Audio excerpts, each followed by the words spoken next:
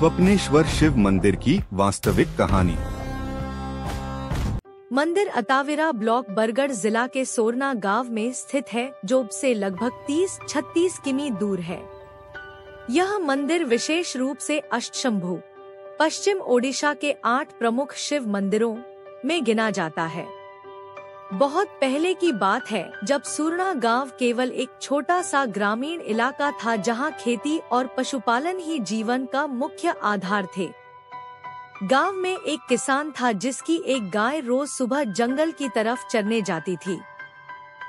किसान हर शाम देखता कि उसकी गाय का दूध अपने आप कम हो रहा है, लेकिन गाय कहीं भी घायल नहीं होती थी।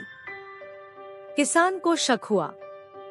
अगले दिन वह गाय के पीछे पीछे गया और देखा कि गाय एक झाड़ी के पास जाकर अपने आप खड़ी हो जाती है और उसके थनों से दूध खुद ब खुद जमीन पर गिरने लगता है।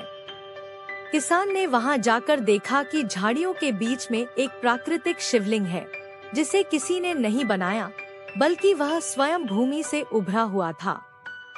उस दिन एक स्थानीय गांव के प्रधान शिव भक्त वह नियमित रूप से हिंदुओं के प्रमुख शिव मंदिर हुमा जा रहा था। उस दिन जब वह महानदी पार कर रहा था, नदी अचानक बाढ़ ले आई। फिर भी वह नहीं रुका जब तक जल गर्दन तक नहीं पहुंच गया था।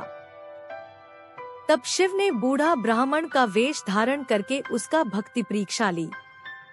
उसकी भक्ति से प्रसन्न होकर भगवान शिव उसके सपने में प्रकट हुए और कहा कि गांव के जंगल में एक काली गाय दूध दे रही है, वह वही है। उन्होंने उस स्थान पर एक मंदिर बनाने का आदेश दिया। गांव का मुखिया सुबह जंगल में उस स्थान पर जाकर देखा कि गाय वहां दूध दे रही है। मुखिया को विश्वास नहीं हुआ और उसने उस स्थान से मिट्टी हटा दी। मिट्टी हटाते समय शिवलिंग पर चोट लग गया। उस स्थान से दूध और रक्त बहने लगा। मुखिया ने विश्वास किया और उस स्थान पर एक मंदिर बनवाया।